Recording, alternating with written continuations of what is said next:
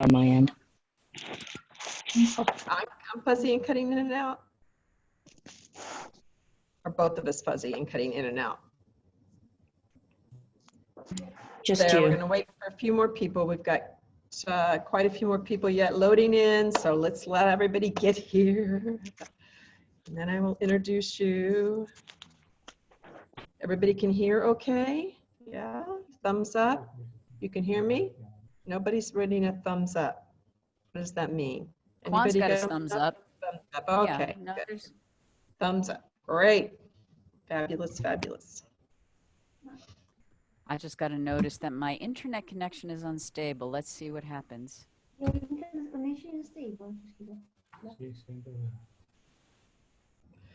Okay, we're all getting these notices that our bandwidth is low. Who knows what that's about? That's probably something related to Zoom as much as anything, because I see it's popping up for many people at the same time. Hi, I am Cynthia Allen. I forgot to even introduce myself the last one because I just have this feeling now that we all know each other so well that I don't even say my own name. That's tacky. And you are in the bonus day for the Move Better, Feel Better Feldenkrais Awareness Summit. So that's fabulous too, eh? And I'm very pleased to introduce to you Lavinia Plonka, who just got done giving us a fabulous awareness through movement lesson, and you can watch that on replay if you missed it. She spent 25 years entertaining as a mime and a clown before turning her pursuit of pleasure to the Feldenkrais method. She's an assistant trainer, director of Asheville Movement Center, and has authored many books and audio programs, some of which are humorous in nature. She's also an instructor of the emotional body method, and she's on the faculty of the Shift Network. And so, you know, the first thing I think I want to say, we've got here with us Lavinia Plonka, a Feldenkrais practitioner, or is it Feldenkrais, or is it Feldenkrais? What is it, Lavinia? I mean, we hear this all the time. Can you unmute yourself first? Or no, you can't. Maybe I have to.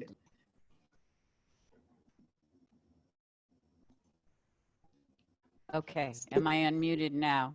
You're unmuted. So I think my favorite one of those was, this was back when I had my practice in New Jersey, and my phone rang, and I answered the phone, and the woman said, "Hello, I think I need some of this Feldenkrais stuff."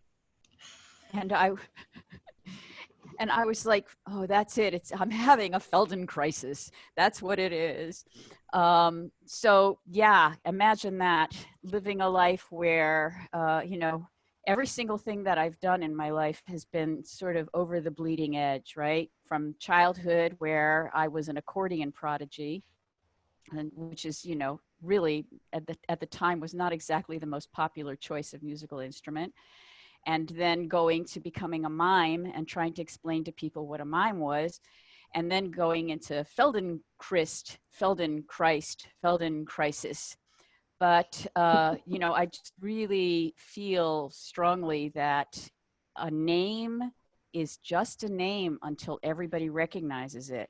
I mean, when I started my studio, we also had all kinds of other movement things going on, like yoga and Pilates. And at that time, people were calling and asking about yogurt classes and the Pilot's method. And they were just sort of discovering all these words, right? We didn't even know what chiropractor was until the 1950s. And so we're coming to that place where maybe Feldenkrais will just be a common word. In fact, I think in one of your summits, people talked about the word Feldenkraisian, as maybe that's a term that we're going to be using in the future. Well, that was a very Feldenkraisian thing for you to do. So, you know, what does that mean? I don't know if I've addressed your question at all, but that was what you reminded me of. Well, I think you've addressed it. Lavinia, I have to tell you, your internet connection is really low, and we're just barely seeing a screenshot of you every once in a while. That's so really weird because, you know, is it better now? Not much. Well, I'm plugged into the Ethernet. Okay, well, we'll make it work because we have to, and we're flexible, right? I mean, that's the point of what we do. So we can hear you fine. Okay, well, as long as you can hear me, Yeah. And who knows? Maybe it really is the Zoom thing. Yeah. So yeah, I mean, this whole idea of humor and Feldenkrais and where does it fit in? I mean, it's interesting for you to talk about like what your childhood and your background is like, and we have like lots of places that Feldenkrais fits, but we also have a lot of place where humor fits, and particularly in these maybe unexpected areas of survival or tension moments. So, they often say that comedy is tragedy, but with different timing. And when you think about Feldenkrais's life and how many times he was placed in the potential for tragedy and drama, and yet somehow always managed to come out on top, we start to see that and of course we know in Feldenkrais lessons that timing is everything, right? If I lift my shoulder in a certain way, I'm going to hurt myself. And if I lift my shoulder in another way, I'll have a revelation. But he used humor a lot in the trainings and when he spoke. And it wasn't like he was always telling jokes. He was just using his own ability to time things in order to get a point across. I remember there was a particular moment in the Amherst training that really stuck with me, where he was giving his definition of what he called acture. Are you still all able to hear me, by the way? Is it better Can now? hear you. We can hear you Okay. fine. Okay, good. So he was talking about how we have an attitude about having proper posture. And he was explaining that he didn't like the word posture, and he had created this word actor, which was the ability to be able to move in any direction from any position by my choice, that was much more useful than posture. And he got up and he went to a column and he stood it right next to the column. And he said, "Now I have perfect posture. I am perfect, except I can't do anything." And he used himself as a kind of a clown to make a point to try to get something across. And we're not all humorists. We're not all clowns, but we can find ways to use humor in our work. One of the things that I appreciated, of course, because I came from humor and clowning, is one of his sayings was that you want to make this work in your own handwriting. You don't want to try to be me. You don't want to try to be somebody else. You want to do the work as yourself. And for my entire life, no matter how hard I tried to be dramatic or serious, it always somehow came out funny. So I had a great mime teacher one time when I tried to do a dramatic role when I was performing. And I went out on stage and I did this dramatic movement and the audience cracked up laughing. And I just was devastated. I was like, how could they think that this tragedy was funny? And he was French, and he said, "Well, Lavinia, you have to learn to take your liabilities and turn them into your asset." And so that was when I gave up trying to be dramatic and realized that, well, maybe humor is my handwriting. Maybe working through humor is a way that I can connect with my students in a way that feels more authentic for me. So that's why I went in that direction. I'm not saying that every single person in the world should be a comedian by any means. And I'm not trying to be a comedian. I was just born that way. So. Well, I do think, I'm I'm more like a funny person on the fly. If I try to tell a joke or practice humor, I'm not good at it. But Right. I do think in classes and in private sessions in classes, humor helps a lot. And not just from me, but from students. And I know that you've wrote about this, and I've had the same experience in certain kinds of lessons. People are very predictable to laugh. And one of them is the book on the foot, or hand book on the hand, or So just or the books saying on it makes all me laugh. fours. Right. Oh Yeah. no, you froze. Oh, okay, you unfroze. Good. Okay. I'm okay. I'm just going to have to listen to my, yeah. Okay. So that books on the feet or the hands or all Right. four or falling or whatever that happens in those.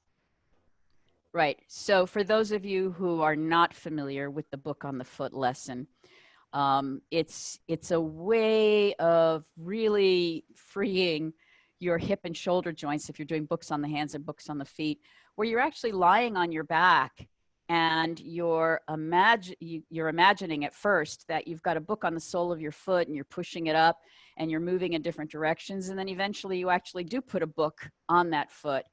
And if there was ever something that would be the equivalent of the Feldenkrais Olympics, we actually did the Feldenkrais Olympics one year in Chicago, and the competition was to see if somebody could actually have the book on the foot, and I think they were holding 2 glasses of wine, and seeing if they could do all the movements in that particular lesson without spilling the wine or dropping the book. So the aim of it is to see if I can find the smoothness of my movement while maintaining a book on the foot.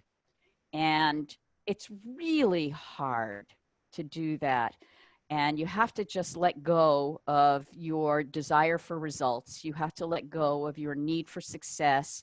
And you have to just allow yourself to enjoy it. So I know some of the experiences that I've had when I've done book on the foot is, I mean, with my classes, is people telling me that they got the wrong book or that their sock is too slippery. I've had people take a sticky mat and put the sticky mat on their foot and then try to put the book on their foot. All kinds of different ways of cheating. And there was one particular lesson where literally my class threw the book at me. They just all just took their books and started throwing them at me. So I don't teach that lesson very often for my own safety, but it is a way where we can explore challenge and have fun with it. A lesson Yeah. that Moshe taught that got a lot of laughs and that I have often enjoyed teaching just for the laughter that happens is where you're exploring rolling. And then you have everybody go to one side of the room and they all end up rolling to the other side of the room and end up on top of each other. So this creates this spontaneous reaction of hilarity, because by the time we've gotten to that point in the lesson, we're also very relaxed and we all like each other. It's very hard to do that on Zoom, though. I haven't figured out how to do that on Zoom yet. But any kind of a moment that invites spontaneity, that invites delight, can create this sense of humor in ourselves. Mm-hmm.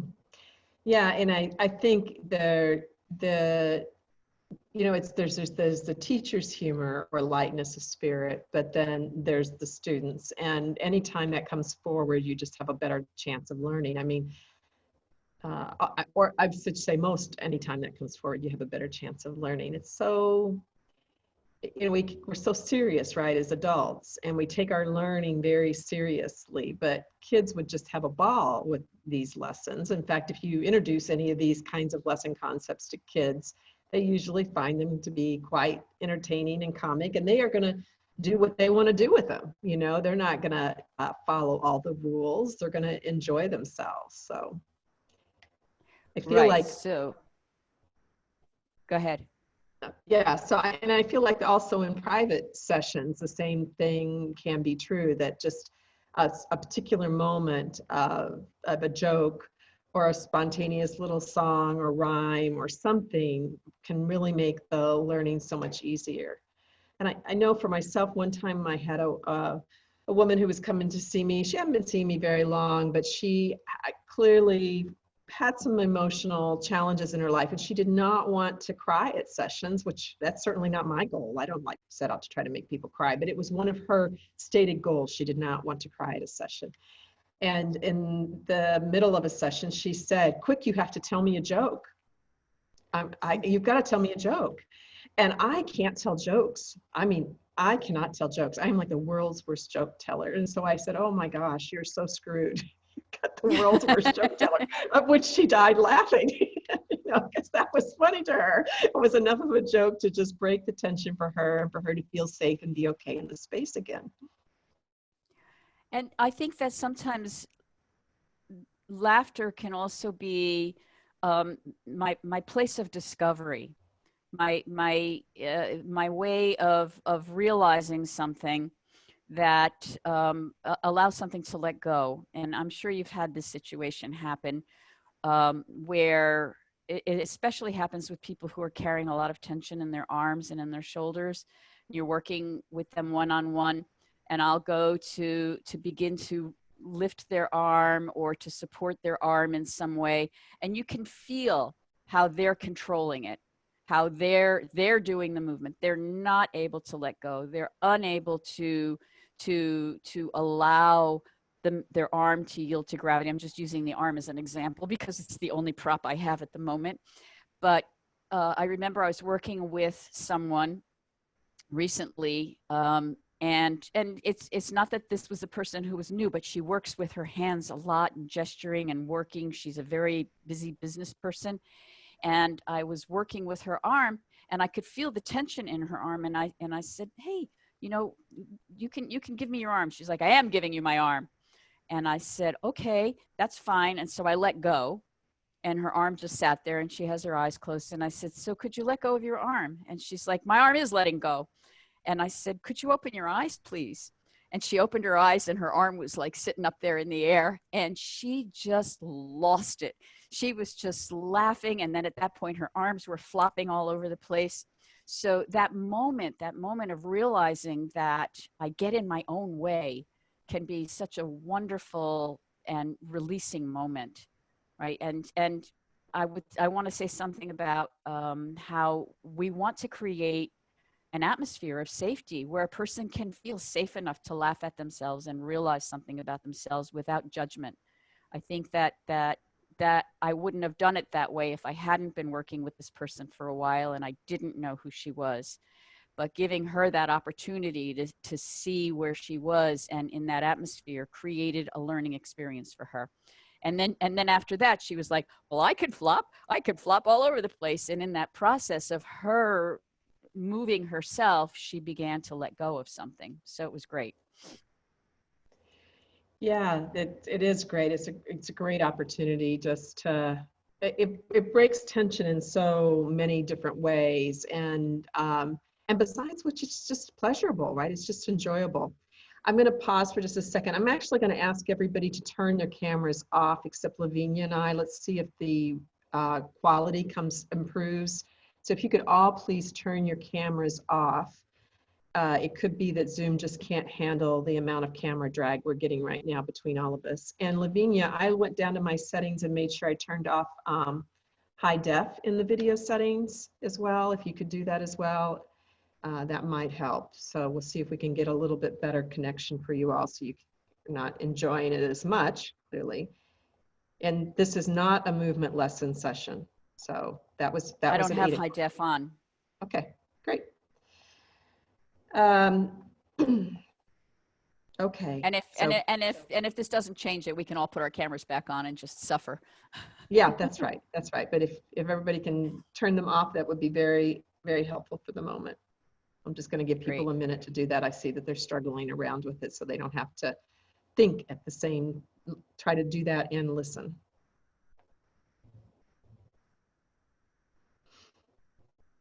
Okay, so there's usually in the lower left-hand corner of your system that you would turn your camera off. You would just click on it and it will stop video. It looks like some of the cameras that are on are people that just left their cameras on and they're not even in the room. So yeah, that's okay. We'll get enough of them off to maybe make a difference. Hopefully, we'll see. So I think, you know, one of the other things that I've noticed is that students love to make fun of Feldenkrais teachers. Oh, really? I never noticed that. I know. I always felt like I arrived at a certain moment, like I was really early in my teaching. It was probably only like I wasn't graduated yet, but I was authorized to teach awareness through movement. And one night after class, my little tiny class of 4 or 5, we went out to get ice cream together. And someone picked up the ice cream cone and started. And then Cynthia says, lick up the right side of the cone. And then did you use the left side of your tongue or the middle of it? And they did this whole commentary that had everybody just rolling on the floor. I was a little shocked. Well, I mean, I think it's great. It shows that your students are integrating the principles of Feldenkrais into their work, even if they are using it to make fun of their teacher.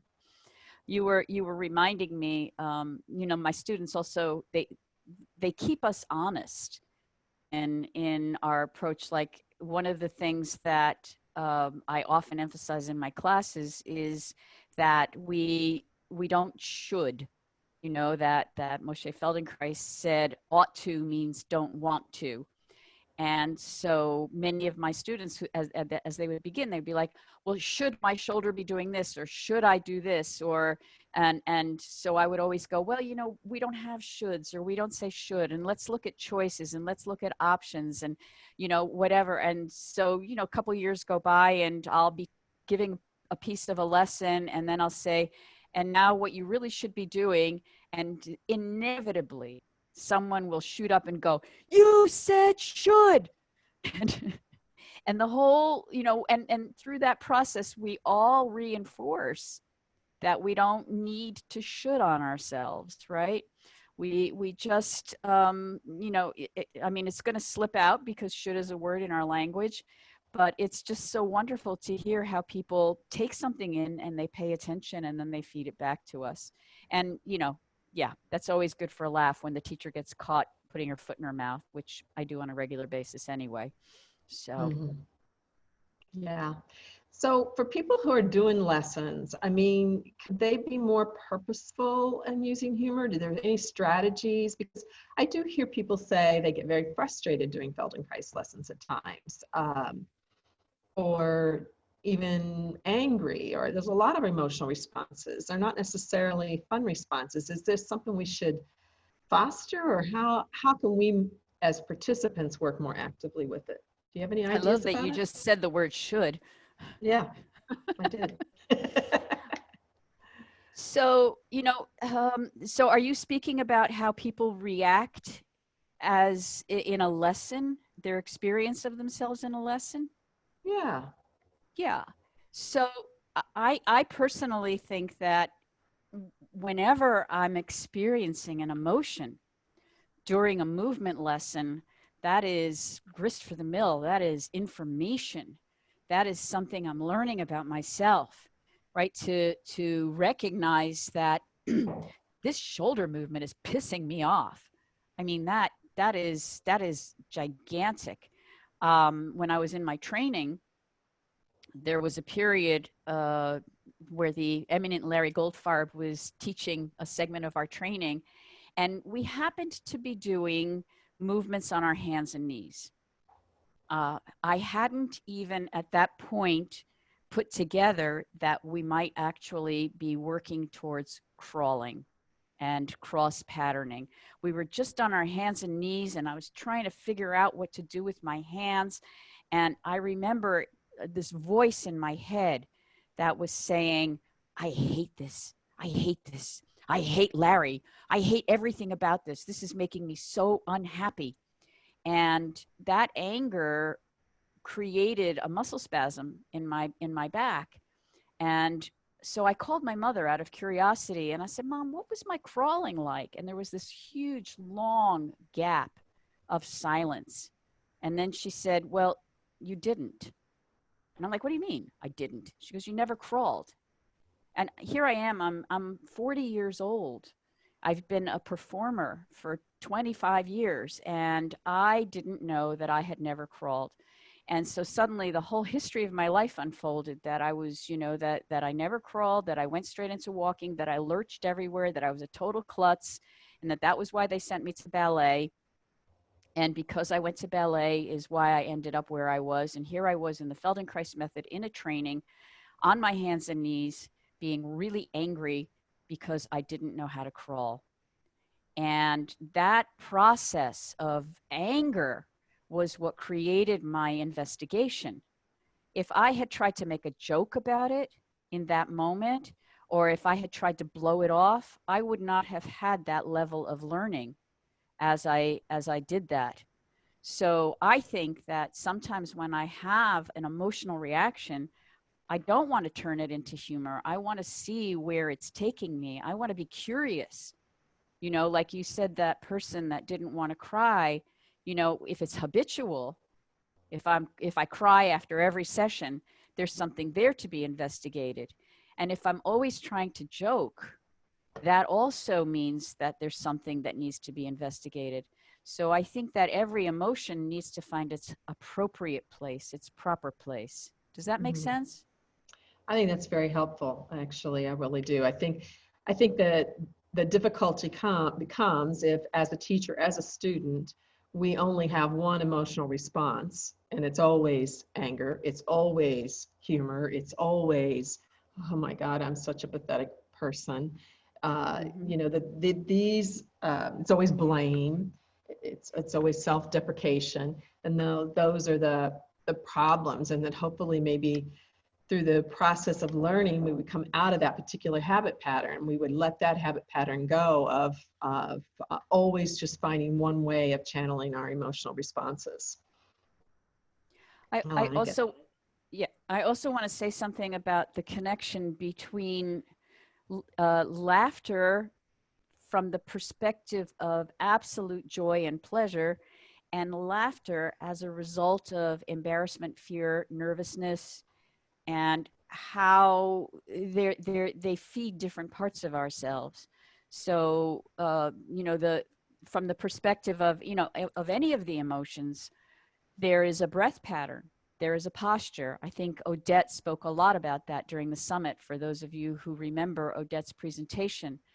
And one of the interesting things about laughter is that we take in this big inhale and then we exhale it out. And if you think about when you watch puppies or kittens, when they're playing with each other and throwing each other around, right? And after a while, they're kind of going,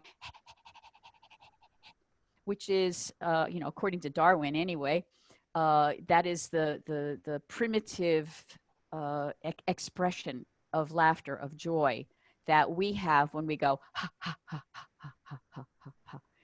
And with fear, we take in the inhale, but we don't let it out. And when we have that shock or embarrassment or whatever, we take it in and then we try to get rid of it. It's got that level of discomfort to it, which is very different, and tension to it, which is very different from just letting it go. And finding, you know, recognizing when I'm using laughter to cover up my fear versus a really relaxed laugh, I think is important. And one of the things that I think is really important for us as Feldenkrais practitioners is to begin to start to recognize what patterns people are in and whether they're telling a joke to cover discomfort versus they're just feeling really relaxed with you. Mm-hmm. It reminds me of, like, you know, some people like habitually apologize.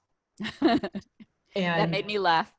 yeah, I mean, they do. They just apologize over and over again. And I have tried to sometimes interrupt that by turning that into a little bit of a joke to see if they can notice that process. Because as you probably discovered, for people who have that as a habit, saying you don't need to apologize doesn't help. Right. They just apologize more. Right. So someone is I'm asking, sorry that I'm apologizing. Is yeah, I'm something. sorry that I'm apologizing. They'll say I'm sorry again. So the same thing could be true with laughter, that people have a habitual way of, as you're saying, covering discomfort or embarrassment with laughter. And it has a different kind of sound and a different kind of feel to it. And we kind of all know it. So somebody actually is asked in the comments how to find out where the emotion is coming from, where to start to look for the connections of emotions to movement. The connections of emotions to movement. Well, again, it's very individual with people because, as we said before, a person can be doing a movement that triggers one emotion in one person and one emotion in another person. For example, a person who really loved the crawling sequence in their childhood might be going right back to that playful place during a lesson that involves crawling, where someone else who has old issues would be triggered into anger, and then someone else who perhaps has bad knees or discomfort is just working from fear in this moment. So each time we do a lesson, we're experiencing something different. And the challenge is beginning to access my experience, again, of thinking, feeling, sensing, and movement is going on all the time. So to check in with myself and to recognize what I'm feeling, in order to, so I recognize in Todd Hargrove's book, he talks a lot about the difference between sensation and perception. And a sensation is the thing that's happening to my body, right? So I feel something in my stomach, or I feel a light hit my face. And so there's a sensation, and then my brain starts the story. Oh, he shocked me, or, oh, I'm scared. And then we go into our loop of naming that. But the pattern that is happening is a physiological pattern. And those patterns can be recognized and understood in us, at least in our culture. There are different cultures that have different stories for the same sensations. But each emotion has its breath pattern, its posture, its facial expression, its gestures, and I would say probably the corresponding sensation in the gut, in the chest, that's happening at that time. And, I could identify an emotion based on the sensation that I'm experiencing. I could say, I'm sad. I'm sad. But there are cultures in other countries, like there's a, I think it's in Africa, they don't have a word for sad. They call it, I have a stomach ache. They say, I have a stomach ache. And the people of the tribe know that this person is not doing well. So part of our identifying of emotions is cultural as well, right? The same, I think it's the same tribe. They don't have a word for fear. When you show them the expression of fear, they call it looking. Looking? Looking. Looking. Looking. Oh. Looking, right? And they are looking, right? But it's because they have a completely different association. So we have to remember sensation and feeling are connected between, my story and my experience of myself. But it's interesting to study, and it's very interesting to study the breath patterns of the different emotions. Mm-hmm. So Jill said, every day during the summit, I've had moments of extreme silliness and laughter. I mean, doesn't that feel good just to read that? Yeah. But the daily grind of virus concern, I'm so thankful for the release of stuckness that brings emotional responses, especially the laughter that brings moments of joy with moments of connection and family members. That's golden. That's golden.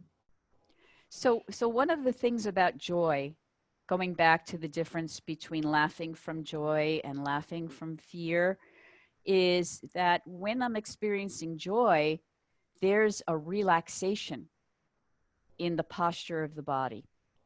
And that is something, that's why I think that so many times we do get to laugh in a Feldenkrais lesson, because all of a sudden you feel like all the tension that you've been holding in yourself is not there.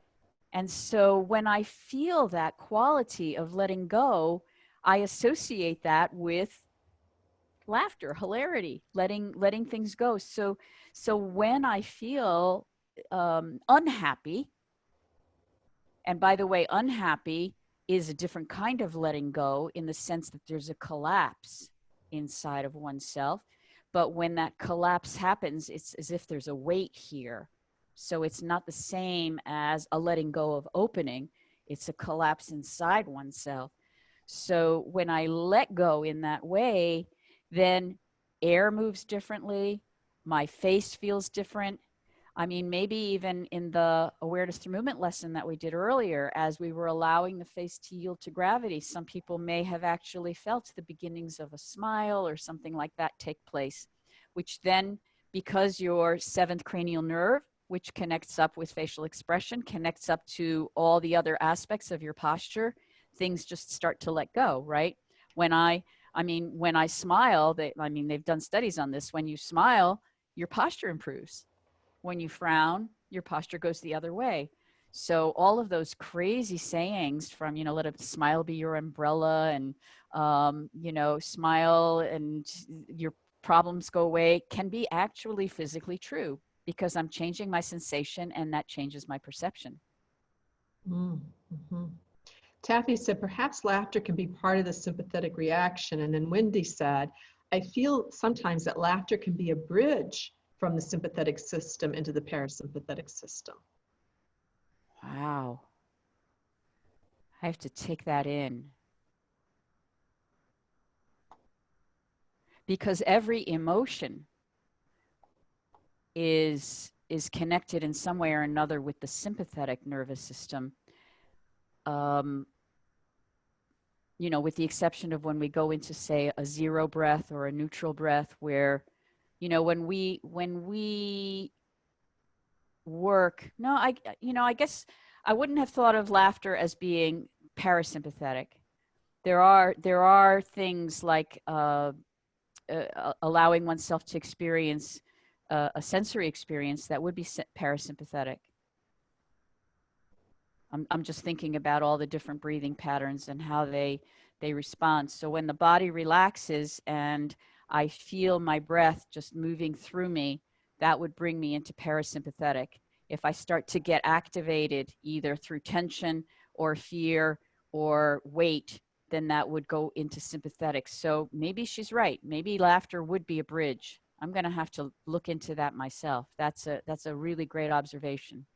Yeah, I think it is too. And I think it is interesting that, so many comedians really build their entire routine off of some kind of self-deprecation around often their childhood experiences, but sometimes more than that. I know, I'm interested in that. Like, what does that do for them? Is that really healthy? Is it not healthy? And who was it that did that beautiful Netflix special this last year? Who was the lesbian who said she's not going to do it anymore? The comedian who said she refuses to do routines now that are really making fun of her own life, that it's just covering up. So it's a complex topic. It is a complex topic, and of course she is doing she just did another show, but I didn't see it, so I don't know if it was self-deprecating at all. But why do we laugh at self-deprecating humor? And there's a number of different reasons, right? One of them is, of course, that I'm recognizing myself in this person. This person is making themselves vulnerable on the stage with who they are, but my mirror neurons are resonating with that. I'm remembering what kind of happened in my childhood. I'm recognizing that sense of awkwardness or that silly thing I did. And so I am laughing, not necessarily at the comedian, but with the comedian.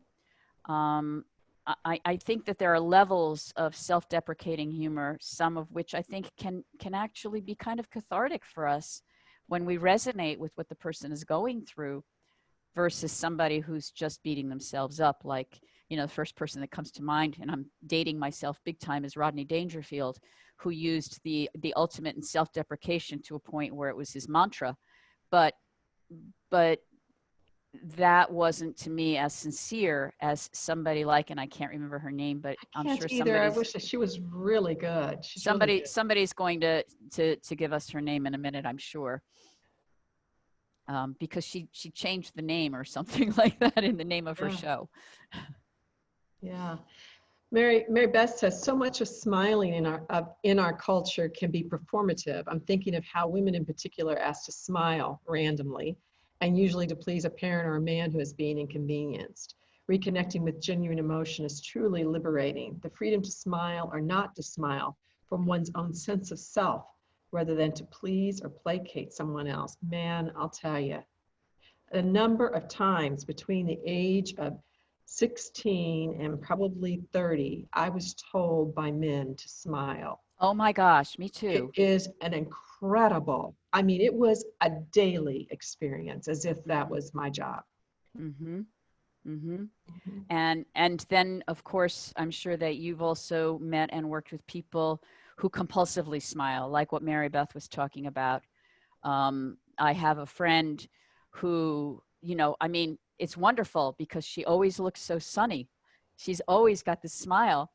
And she once said to me, she also does Feldenkrais, and she once said to me, I have worked so hard to learn how to be able to make the choice to not smile. I can't help myself from smiling because that was what got me what I needed as a child, and it's stuck on my face. And so it goes in both directions. So some of us who grew up feisty and rebellious and trying to protect ourselves we're always being told to smile, and then other people are trying to find the strength, fortitude within to get rid of that smile. So you're absolutely right, even smiling can be a compulsive habit. And that really brings me to one of the things about laughter that I think is important, and that's the experience of spontaneity, which Moshe Feldenkrais talks a lot about, the relationship between compulsion and spontaneity, feeling like I should, going back to the shoulds, or have to do something or be in a certain way versus being able to be responding in the moment with my effective actor, and to allow myself to make a choice emotionally, whether it's towards laughter or towards something else, is part of being organized. Mhm. Yeah.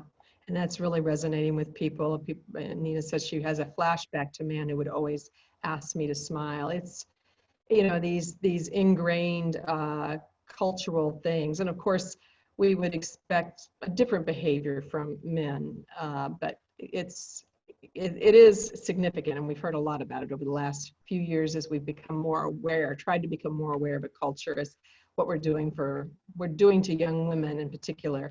It's interesting. I don't think it's that I smile more, but nobody asks me this any longer at my age. So I don't think I smile more. I don't think I smile less, but I don't think anyone is gutsy enough to ask me to smile anymore. So, um, Yeah, and maybe I, it's because I'm invisible and no longer in the same sexual commodity I was when I was young to those men. I don't know. Crispin says, this week, a new study from Georgia State University, GSU, reported that incorporating voluntary laughter into a physical activity regimen focused on strength, balance, and flexibility improved older adults' mental health, aerobic endurance, and their levels of confidence regarding exercise. Wow, that's fabulous. well, yeah, well, first of all, I mean, look, we've got all these, you know, the laughter yoga that was so popular. I don't know if it's still popular. There are programs that, you know, where you can laugh your way to losing weight, because if you think about the physical work of your core that you're doing when you're really doing a good belly laugh, that can really change things. But laughter itself, we've talked about chemicals.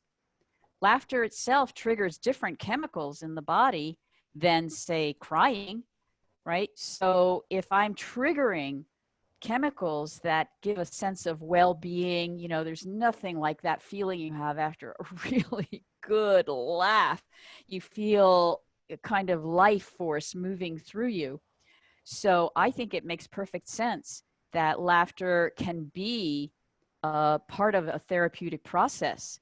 So how do we learn how to laugh spontaneously without feeling like it's forced, right?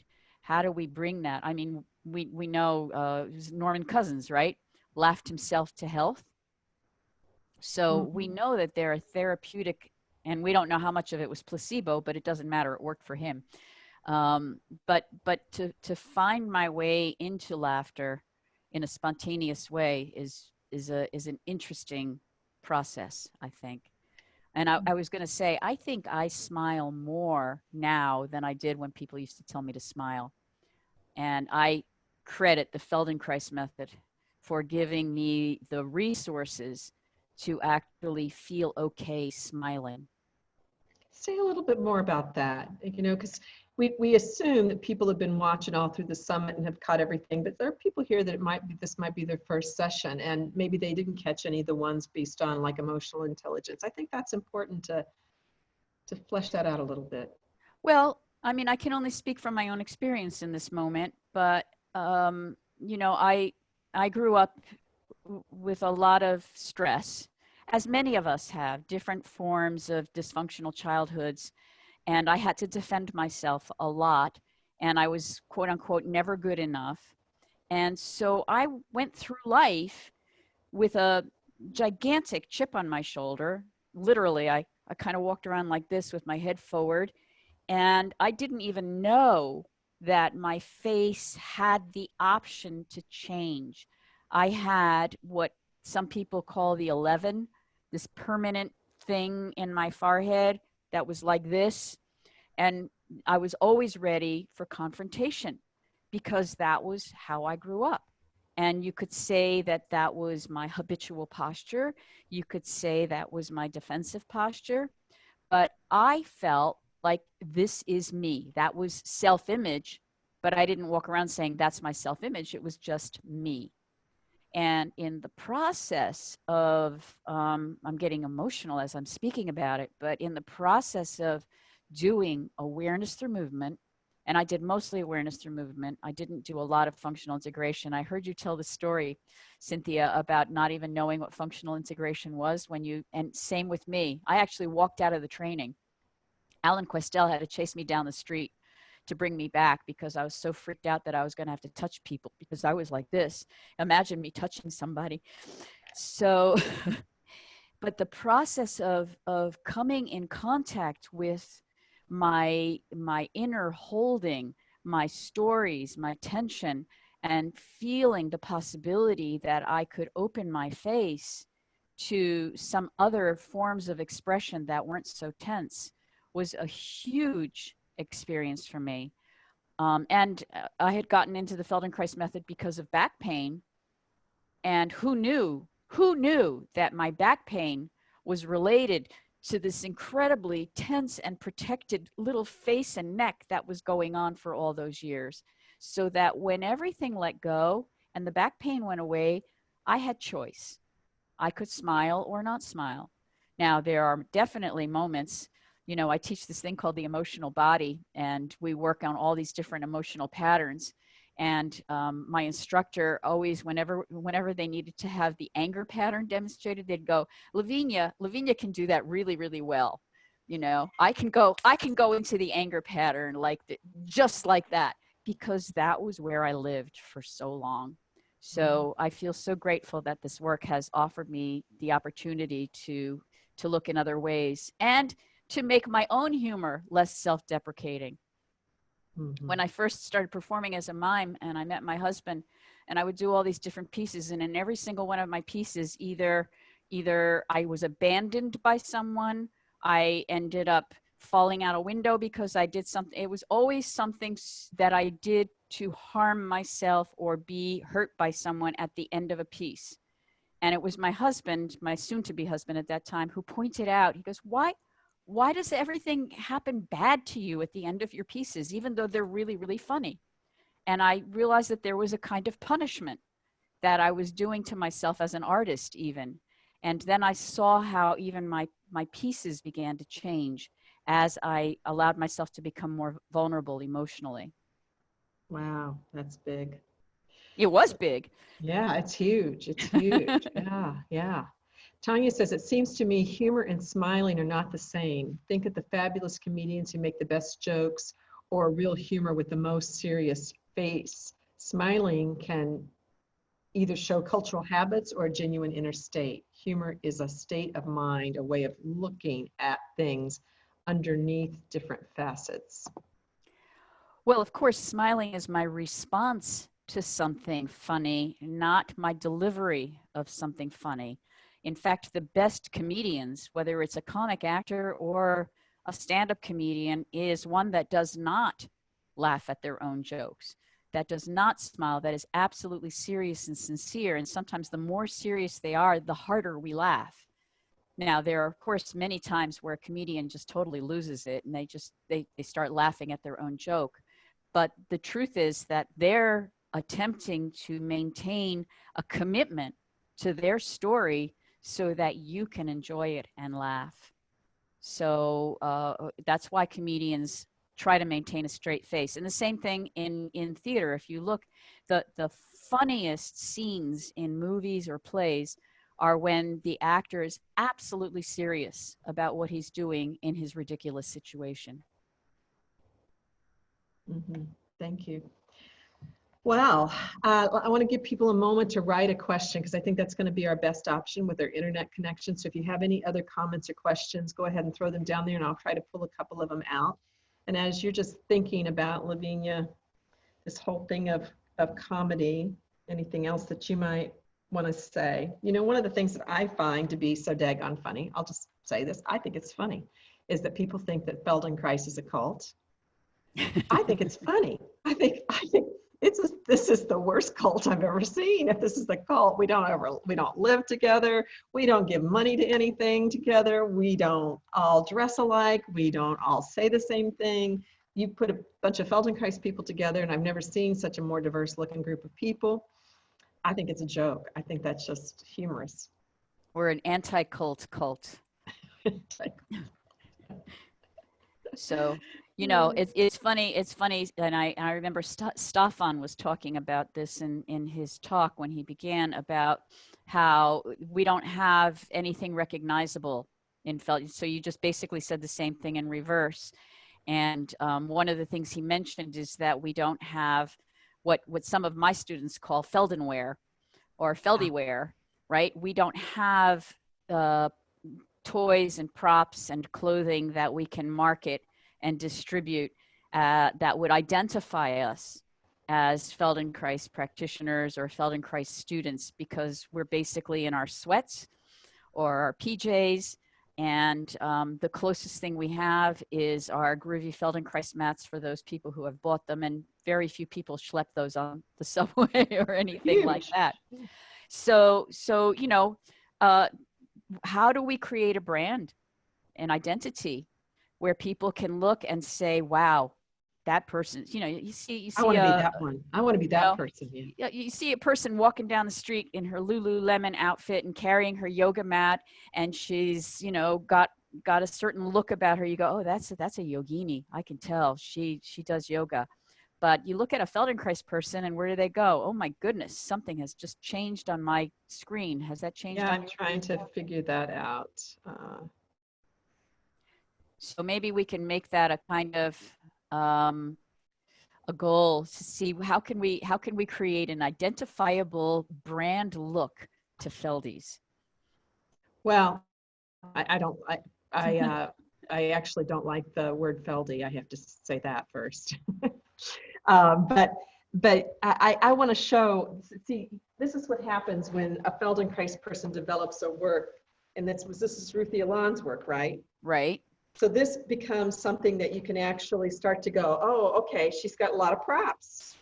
And I make a joke all the time that, like, even when we do props, we don't end up with anything sexy. We end up with these weird things like fabric that we wrap around our body in a million ways, and then people make jokes about diapers. But the funniest daggone joke about this, I had a client named Art who, and he loved this whole thing that we would do with posture because it helped him stand upright. But he would put this on, and he would do the Carol Burnett routine, which is, oh, isn't it lovely? I just found it in the window and I just had to put it on. It was just so cute. I still remember Art doing that in his 70s. He was always saying, you need to take out ads. You need to take out full newspaper ads. But then he would do this whole shtick, this whole routine at reacting Carol Burnett's work. It was just funny. And so even when we have props, they're not sexy. They're more what I would call, they're more about the usableness of it. You know, they're less about the look. We don't have very much that's about the look, which I'm thankful for. I mean, I'm very thankful for that. You know, you just reminded me of, it has nothing to do with props, but I'm just going to segue because I was thinking about humor in the classroom. And there are some lessons that I know you're familiar with, but maybe some of you are not, where you're lying on your back and you have your arms extended and your arms are reaching across and you're picking your head up in one direction, and then your arms are reaching across and you're picking your head up in the other direction. I often teach it on Halloween. We sometimes call it the zombie or the mummy lesson, where everybody's kind of lying there and coming up and you know, one time I actually put on the Monster Mash, or some other monster song. And the other thing that really sometimes makes me laugh is when we're doing something really crazy, like everybody's legs are waving around in different directions, and I threaten to bring out my phone and videotape it and put it on YouTube. That, you know, that just giving people opportunities to flail away and have fun with it. For some reason, when you say that, they actually move even more. Nobody stops. So finding, you know, the humor in the movements themselves is useful. But, you know, going back to the Feldenkrais look, the one thing we do have in common, and this is what reminded me of it, is what some people will call Felden hair. You know, you've been rolling around, you've been moving your head, and you get up and your hair's sticking up in 40 different directions, and everybody's standing up and they've all got this kind of, I'm sensing myself, I feel myself, and they open their eyes and they see each other's hair. And that is pretty hilarious. Of course, that's assuming you have hair. And there's always somebody in my class that doesn't have hair that's like, well, I don't have any problem with my hair. So people are also commenting on the post-zombie walk of lessons, that where people kind of look a little bit dazed and just sort of, you know. Oh, right. The Feldenkrais zombie walk. That's another thing. And sometimes after a lesson, when I see too many people walking around like that, I'll say, hey, let's just pretend you're walking down the street, because you don't walk like that in life. So see what it's like to walk in your life, because otherwise everybody just kind of walks out as if they're going to be the undead. Yeah, it's true. Yes, yeah. So yeah, there's a lot of cute comments over here going on just about what people think of us as, Mary Beth says we're rugged individualists. I think that's really probably true, you know, that is reflected in some degrees into how hard it's been for us to get the Feldenkrais word out, because we are rugged individualists. And we don't want to be, we don't want a clothing line. We don't want things that, and I'm not criticizing anybody else who has done that. I mean, that's not my point, but we definitely trying very hard to bring people back to their internal or interior experience, so that whatever arises for people is very spontaneous, very spontaneous.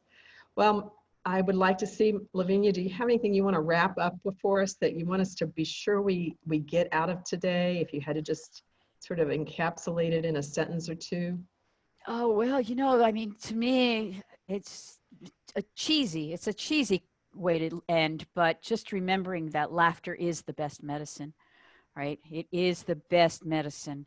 And so whatever you can find to bring you to that place of joy, whether it's movement, whether it's playing, like pretending that you're a kitten and going, or finding something that entertains you, give yourself permission to laugh at least once a day. I remember years ago, Alan Questel said that he's not satisfied unless a person has laughed at least once during one of his lessons. I don't know if he still feels that way, but I feel that when we let go, when we laugh, that we are actually creating something more whole for ourselves. Mm-hmm. Thank you. I appreciate that.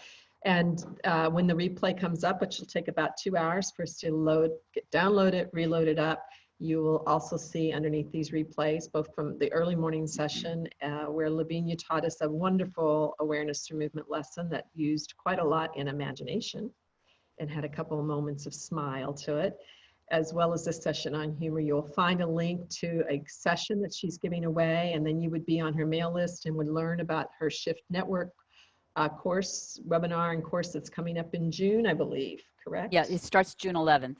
June 11th. Okay, thanks. Thank you so much, everybody. We'll be back at noon. We'll see if we can figure out what the connection problem is, and hopefully noon session will be really, really easy for us to all be together again. I just want to say one more thing. Mhm. Cynthia, thank you. You rock. This has been the best summit ever, and I feel so honored and privileged to be on your team. So thank you. I just needed that to be on the recording. Okay, thank you. Thank you. I appreciate that, Lavinia. I enjoy working with you in this way. Okay, everybody, we'll see you in a little bit. Thank Bye. you. 12 Bye. noon Eastern time.